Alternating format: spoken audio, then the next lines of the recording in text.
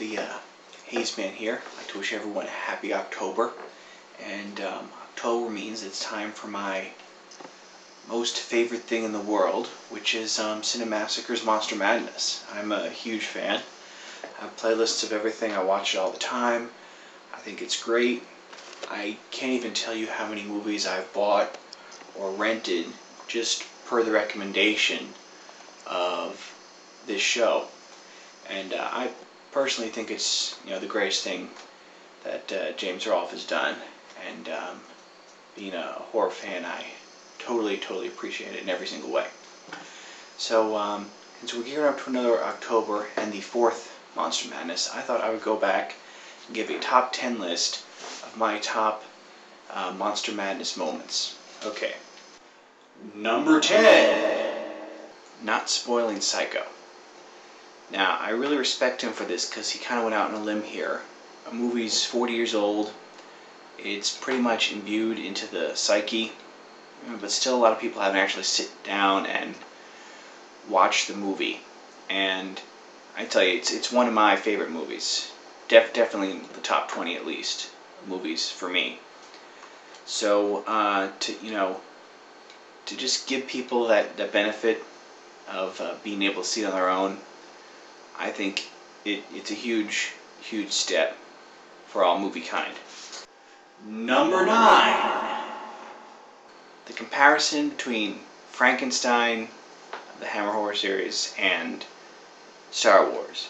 Okay, now this a little mental tangent that he went on, I think, is one of the most entertaining things in the entire series, naturally. And it's just so much fun. And yeah, I do think that George Lucas was a fan. Number 8. Comparing Godzilla to the Cookie Monster. Gotta love it. Number 7.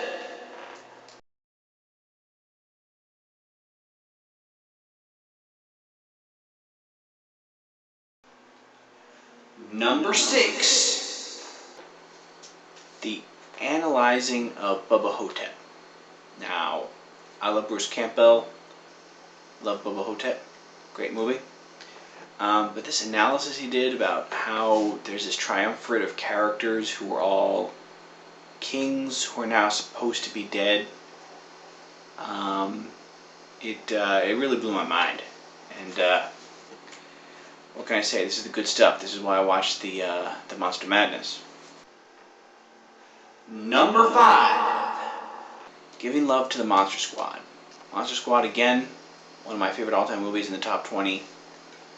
Really love it.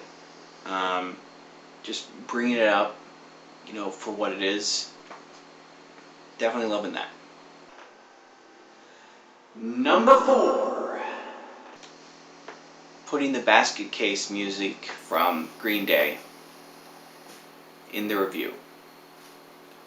I kind of suspect that, of all the schlocky 80 horror movies he could have put into Monster Madness 3, the only reason he chose Basket Case was so that he can use the music cue of Basket Case from Green Day, which is awesome on several levels. So I gotta hand it to him for that. Number 3. Spanish Dracula. Now this was totally weird. This is something I'd never heard of, nothing I would even think of hearing about. And this is what's great about Monster Madness. He really cued me into something that I hadn't heard before. I have yet to track down a copy and watch it for myself, but it's definitely on my to-do list, as are many things on this list. Number 2. Comparing Barugan and Barugun. Because I tell you, this is just something, if you're a giant monster fan, this is something kind of thing that it's just on the edge of your brain all the time, and finally someone, vocalized it and just got it out there. Okay, Monster X, one of my favorite monster movies of all time. Even though it's not a Godzilla movie, it's a Gamera movie, and it's one of the cheap Gamera movies. It's one where it's just a completely unrelated movie, and then Gamera shows up in the last 5 minutes and destroys the monster. I'm serious. There are movies like that. There are movies it's a completely different movie, and then last 5 minutes, Gamma appears and stomps the monster, and roll credits.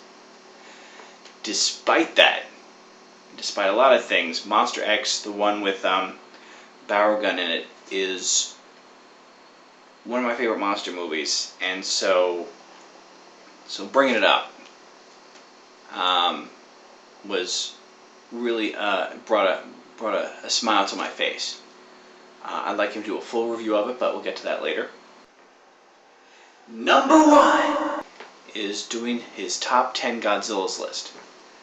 Now, it's always good at the end of Monster Madness to give a little extra punch, a little extra oomph, and my favorite of the 2 punches was definitely his top 10 Godzilla movies list, because Godzilla he's a big person, and the whole Godzilla mythos, there's a lot to digest.